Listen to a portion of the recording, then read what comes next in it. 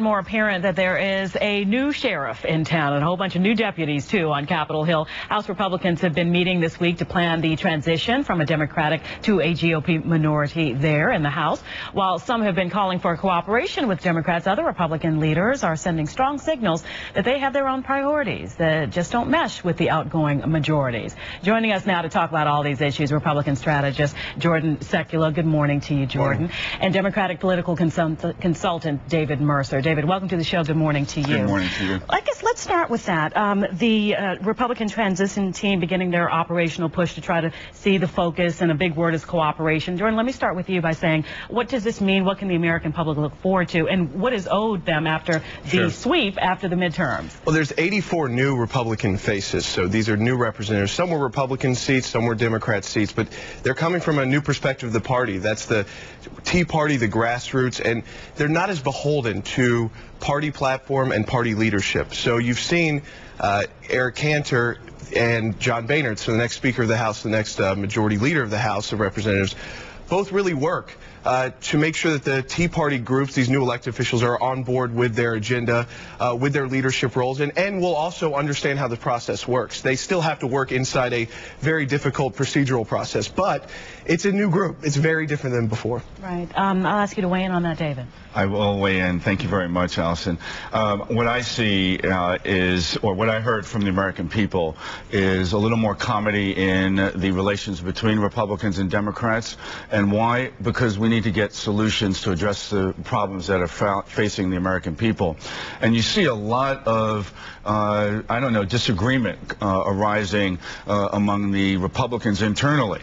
You have DeMint pushing for the end of earmarks, but then behind the scenes you have the leader, McConnell, pushing and lobbying to preserve earmarks. In fact, you've even seen Rand Paul, with regard to the Tea Party, easing up on his opposition to earmarks. And the question is going to be whether or not the Tea Party, as Jordan referred to as a grassroots organization, and movement politics is going to be co-opted, almost as Senator Lott, the former majority leader, had urged the establishment Republicans to do. So that little tussle is still to be worked out going into January when these new members take their seats. And what I see is that to agree to a point, obviously the American people wanted more debate. When you put Republicans in control of the House this overwhelmingly, they're a 51-seat majority, and there's races outstanding that could go up. That obviously there has to be more debate. People don't want a government shutdown, but President Obama is going to have to come to the table. And so, because the people did not vote the Republicans in to give a green light after, a day of discussion on Capitol Hill to anything that President Obama wants. So the way I've talked about this is almost an indefinite hold on the most extreme parts of the Obama agendas, the most controversial parts. People can decide again in 2 years. We can elect a new House. But for now, it seems like on the biggest agenda items, they're going to be put on hold. Get the Congress back to work on the issues that affect us most quickly. Speaking of one of those big items, it's the tax fight. We're talking about extending the Bush tax breaks, and this is looming because this is happening come January 1st. We're talking about the changes taking place. Can this Congress that's in now, this essential lame duck Congress, can this move forward to give the American people any sort of help or relief in these financial times? What is your prediction on that? I think there's great pressure to do so, and I would like to see so. I think the American people would like to see so, especially the American working family and those, as the Obama administration has identified, those earning $250,000 and less, getting the relief that they need in facing the circumstances that are now being presented. And what you see going on the opposition or with the Republican Party is a decoupling, being against decoupling the taxes that they want to see, the tax breaks that they still want to see not expire for the top 2% of wealth earners. And what I would suggest as a solution is, why don't you break them out and have a vote on the floor that asks members of Congress to vote on whether or not the top 2% should have a tax increase, meaning that they should get $100,000 more for every million that they have, and then have another vote for the American working family and the middle class.